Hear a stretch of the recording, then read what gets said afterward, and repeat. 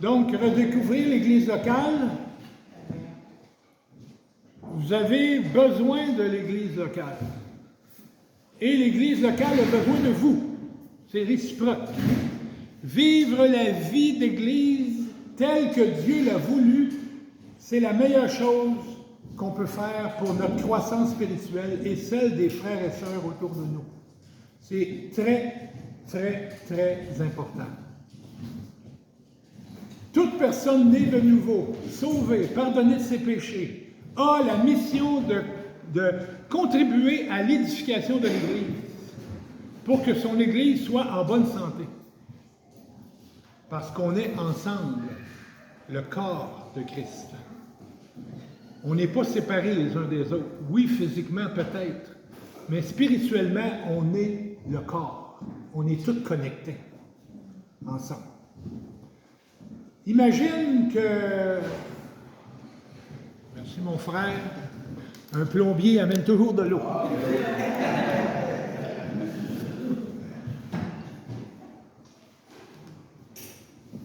J'ai une illustration de hockey, veuillez me pardonner, c'est mon plaisir. Imaginez un, deux, trois joueurs de hockey dans l'équipe des Canadiens de Montréal. Ben, ils décident, on ne va pas aux pratiques. Puis la game du samedi soir, là, on va regarder dans le salon avec ma femme, on va regarder la game. Ben, voyons là. Qu'est-ce que c'est ça? Tu joues pour les Canadiens de Montréal, tu vas aux pratiques. Puis tu vas aux games, surtout les games. Hey. Pierre nous exhorte à mettre au service des autres le don qu'on a reçu dans 1 Pierre 4,10. Puisque chacun a reçu un don. Tout le monde ici qui est sauvé, né de nouveau, a reçu un don. Peut-être deux, peut-être trois, peut-être quatre, mais au moins un. Puisque chacun a reçu un don, mettez-le au service des autres, nous dit l'apôtre Pierre. En bon intendant de la grâce si diverse de Dieu. Un intendant, c'est un gérant. On est tous des gérants de la grâce de Dieu. On doit gérer la grâce de Dieu dans notre vie et dans la vie des autres. Et Paul aussi a écrit dans 1 Corinthiens 12, 27, « Vous êtes le corps de Christ et vous êtes ses membres, chacun pour sa part. Donc, vous êtes le corps de Christ, comme mon corps. Tout est connecté. Tout est là. » On a une infirmière parmi nous qui peut le vérifier. Bien, l'Église, c'est la même chose. C'est le corps de Christ. Notre vieille conception de l'Église, avec notre vieille religion qu'on appartenait avant. Notre vieille conception de l'Église, c'est quoi? On rentre, on s'assit, on reçoit, on sort. Dimanche suivant, on rentre, on s'assoit, on reçoit, on sort. Jusqu'au prochain dimanche, prochain dimanche, prochain dimanche. Puis finalement, on rentre en cercueil. Mais ce n'est pas le modèle de l'Église que Jésus-Christ a donné. Parce que le modèle de venir s'asseoir et d'écouter, c'est bon, c'est correct. Mais le modèle de venir s'asseoir, d'écouter, puis de s'en aller, puis le dimanche suivant, c'est de la religion. C'est de la religion, ça n'a rien à voir avec ce que Jésus a donné. L'Église de Jésus-Christ est complètement différente de la religion. C'est un corps composé de membres qui sont reliés ensemble et fonctionnent ensemble. Les membres d'une Église doivent apprendre à pardonner, entre autres, et à être patients avec les frères et sœurs en Christ. Soyez patients avec moi. Je suis patient avec vous. C'est réciproque. On doit être patients les uns les autres. Dieu ne nous invite pas à l'Église parce que c'est un endroit confortable où l'on sera dorloté aux petits oignons. C'est pas ça. C'est pas l'Église. Non, Dieu nous invite dans une famille spirituelle composée de gens blessés et souffrants. Ce que nous sommes. Dieu nous invite dans une maison qui n'est pas toujours comme on le voudrait, mais qui est exactement celle dont on a besoin. L'Église, c'est la prunelle des yeux de Dieu, comme c'est écrit dans l'Ancien Testament. L'Église, c'est la prunelle des yeux de Dieu, et l'Église, c'est le corps pour lequel Jésus-Christ a offert le sien sur la croix. Et l'Église est composée de ceux qui pêchent contre Dieu et qui pêchent envers les autres.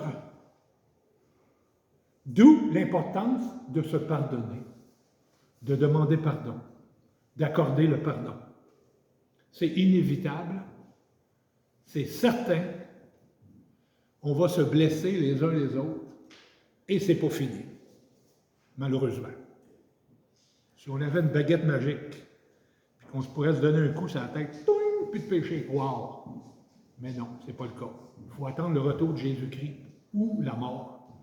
Mais on va se blesser les uns les autres. Moi comme vous, on est tous pareils. Je ne suis pas meilleur que vous, moi en avant.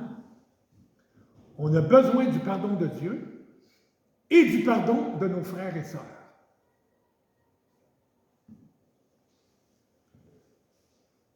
As-tu blessé quelqu'un cette semaine par tes paroles? Prends le temps d'y réfléchir. Moi, je réfléchis à ça, oui. Moi. Toi, réfléchis à toi. Est-ce que tu as blessé quelqu'un cette semaine par tes paroles? Si oui, tu dois demander pardon à ton frère ou ta sœur. Et si ton frère ou ta sœur te demande pardon, tu dois pardonner. Je vais citer un verset par cœur et vous allez tous finir le verset. Je vais dire le verset, puis à un moment donné, j'arrête et vous terminez le verset. Vous le savez. Tout le monde sait ce verset-là. Seigneur, pardonne-nous nos offenses comme nous. Pardonnons à ceux qui nous ont offensés. C'est ça. Seigneur, pardonne-nous nos offenses. Ah ah! Comme nous pardonnons à ceux qui nous ont offensés. Les 4 mots que je répète souvent: humilité, humilité, repentance, confession, obéissance. C'est la vie chrétienne, c'est la vie de l'Église. Oui, ça fait mal, mais quand on les fait, ces 4 choses-là, wow, ça fait du bien! Que ça fait du bien! Jésus a formé son Église composée de croyants de toute tribu, de toute langue, de tout peuple et de toute nation, Apocalypse 5:9, des Québécois, des Canadiens, des Italiens, des Inuits, des Anishinaabe, de toute nation. Et on a à composer avec ça. Quand j'étais jeune chrétien, j'arrive d'une église, c'est tous des Québécois, un haïtien. Aujourd'hui, on est retourné dans mes vacances, on est retourné à l'église. Je pense qu'il y a plus d'Africains et d'Haïtiens que de Québécois. Wow! Ben, c'est ça.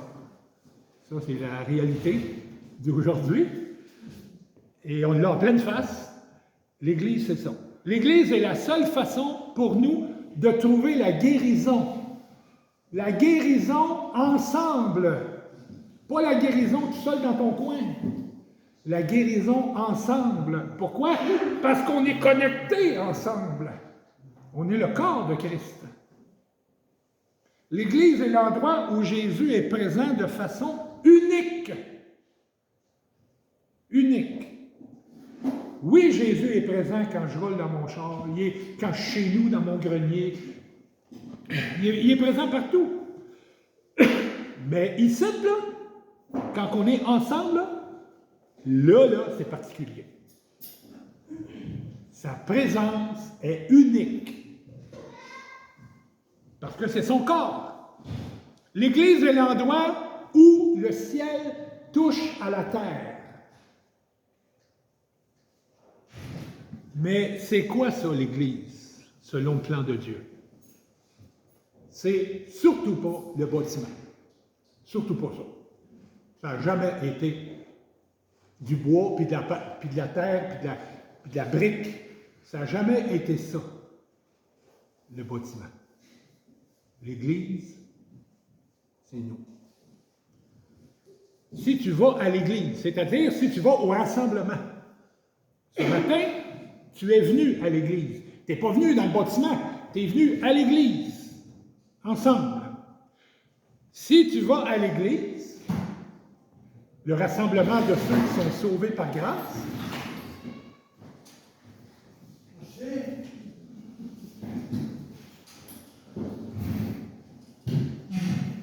bien, bienvenue, mon cher. On est content de l'avoir avec nous. Dieu parle au cœur des gens. Dieu parle au cœur de notre cher visiteur. Prends soin de lui, Seigneur Jésus. Si tu vas à l'Église, le rassemblement de ceux qui sont sauvés par grâce, c'est que le Saint-Esprit te dirige. Tu es venu ici ce matin parce que le Saint-Esprit t'a dirigé. Et par la proclamation de la parole de Dieu, le Saint-Esprit va te diriger dans ta vie.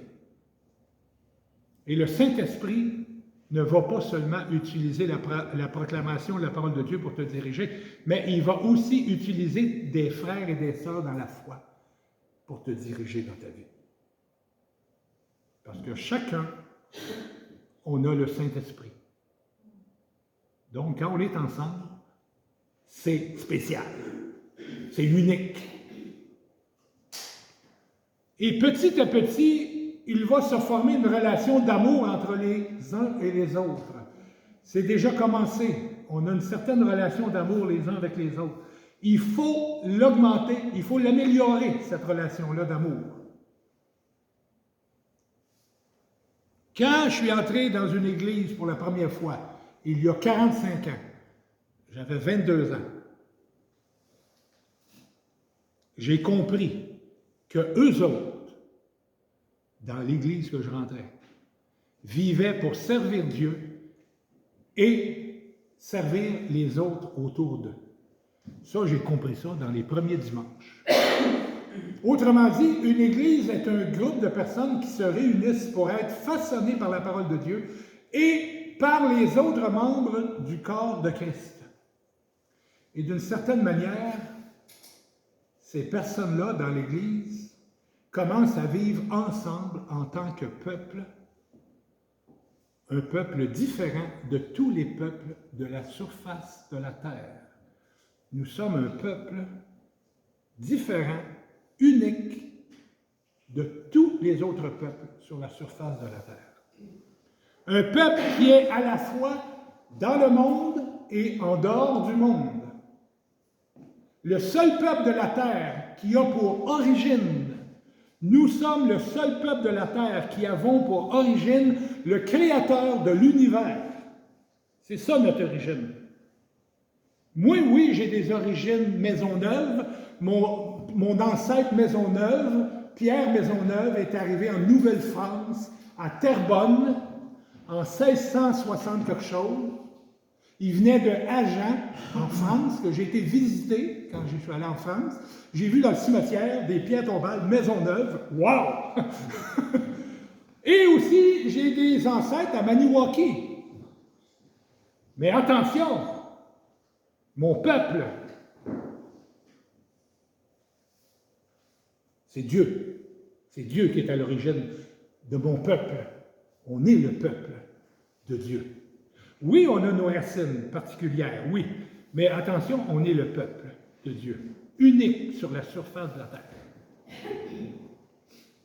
Mais attention, il y a un danger à ça. Il y a toujours un danger, dans n'importe quoi. Le danger, c'est que l'Église devienne une sorte de club social. Ah, ça brise ma solitude. On se fait des amis. J'aime les activités et les repas aux homards et aux crabes. J'aime le côté relax. Ça brise la course folle que j'ai durant la semaine. Vous comprenez? Mais non, l'Église, ce n'est pas un club social, mais un rassemblement et une communion de la famille de Dieu. C'est le corps de Christ, le temple du Saint-Esprit. Ce que les non-croyants ont de besoin, c'est pas de connaître un autre club social. C'est pas ça que les non-croyants ont besoin. C'est de voir un rassemblement de personnes dont les vies ont été changées par l'Esprit Saint. Et ces gens-là reflètent la gloire de Dieu. C'est ça qu'ils ont besoin de voir. Pas un club social. Des vies changées. Et des vies qui reflètent Jésus qui est en eux. C'est ce que Paul il dit dans la première épître aux Corinthiens, chapitre 14, versets 24 à 25. L'apôtre Paul il dit aux Corinthiens, « Mais si tous prophétisent, autrement dit, dans une église, pas le bâtiment, dans une église, si tous prophétisent, c'est-à-dire si tout le monde parle des choses de Dieu. C'est ça prophétiser dans l'époque de l'Église. Dans l'époque de l'Ancien Testament, prophétiser, c'était parler toujours de Dieu, mais là, en annonçant des choses. Mais à l'époque de la grâce du Nouveau Testament, prophétiser, c'est parler des choses de Dieu. Donc, dans l'Église, si tous prophétisent, et qu'il survienne quelques non-croyants, ou un simple auditeur, c'est-à-dire quelqu'un qui n'est pas né de nouveau. Il n'a pas connu la nouvelle naissance, ses péchés n'ont pas été pardonnés. Et qu'il survienne quelques non-croyants ou un simple auditeur. Il est convaincu par tous. Il n'est pas convaincu par monsieur le pasteur. Il est convaincu par tous. Parce que tous, leurs vies ont été changées. Et il transpire la gloire de Dieu. Il est convaincu par tous. Il est jugé par tous. Jugé dans le sens, cette personne-là voit son cœur pécheur. Autrement dit, le Saint-Esprit est en train de juger cette personne-là. Nous, on n'a pas le droit de juger personne. Mais quand on parle de la parole de Dieu, quand on parle de notre Sauveur, le Saint-Esprit se met à l'œuvre avec les Écritures et le Saint-Esprit juge les gens. Hey, t'es un pécheur. Donc, il est convaincu par tous, il est jugé par tous. Les secrets de son cœur sont dévoilés. Je suis foutu. Je suis pécheur. Oh! Les secrets de son cœur sont dévoilés. Alors, tombant sur la face, il adorera Dieu et publiera que Dieu est réellement au milieu de vous. C'est ça que les non-croyants ont besoin de voir. Pas un club social.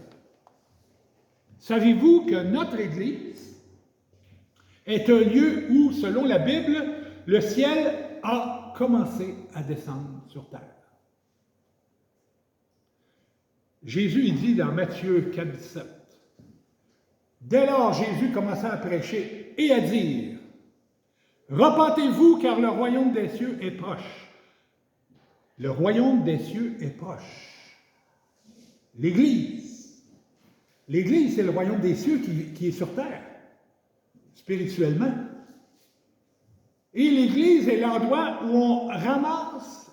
L'Église espère que la terre ressemble au ciel. L'Église espère que la terre ressemble au ciel. Matthieu 6, 10. Que ton nom soit sanctifié, c'est dans notre Père, que ton règne vienne, que ta volonté soit faite sur la terre comme au ciel. L'Église espère que la terre ressemble au ciel. Évidemment, c'est tout un job. Ouf. Mais quand même, nous, l'Église, on peut rajouter des pierres vivantes. On peut rajouter d'autres qui vont croire aussi au salut de Jésus-Christ. Et aussi, l'Église est l'endroit où on ramasse des trésors dans le ciel. Matthieu 6, 19 et 20. « Ne vous amassez pas des trésors sur la terre, c'est-à-dire des affaires inutiles, des imbécilités, des affaires sans valeur. J'ai un char, j'ai un pick-up. Ça vaut rien devant Dieu, ces affaires-là. J'ai une maison, ça vaut rien devant Dieu. Ça vaut quoi devant Dieu? Une maison, un pick-up, un char. Ne vous amassez pas de trésors sur la terre, où les vers et la rouille détruisent, oui. Et où les voleurs percent et dérobent, oui. Mais amassez-vous des trésors dans le ciel, où les vers et la rouille ne détruisent, et où les voleurs ne percent et ne dérobent. Ces trésors-là qu'il faut ramasser. La bénédiction de Dieu, la grâce de Dieu, le secours de Dieu, lire sa parole qui nous fait du bien, c'est des trésors dans nos vies. Quand l'Église se réunit, c'est le ciel qui descend sur terre pour nous donner l'espoir d'une nation meilleure et durable. J'ai parlé, quand on chantait là, notre louange un matin, j'ai parlé des peuples, les peuples sur la terre. Ça va tellement mal. Hey, le 5 novembre, c'est les élections aux États-Unis. Trump ou Harris? Qu'est-ce qui va se passer? C'est spécial. Au Liban, Israël qui bombarde le Liban, l'Iran qui regarde ça, puis l'Iran qui a un pied dans la guerre pour aller aider les Arabes au Liban. La Russie, l'Ukraine, la menace de la bombe nucléaire, c'est affreux. Notre espérance dans une société, pour qu'une société soit juste et paisible, ne doit pas reposer sur ce monde. Non. Mais sur le royaume céleste dont l'Église est un avant-goût. On est un avant-goût du royaume céleste. Dans ce monde perdu, dans ce monde tout croche, violent.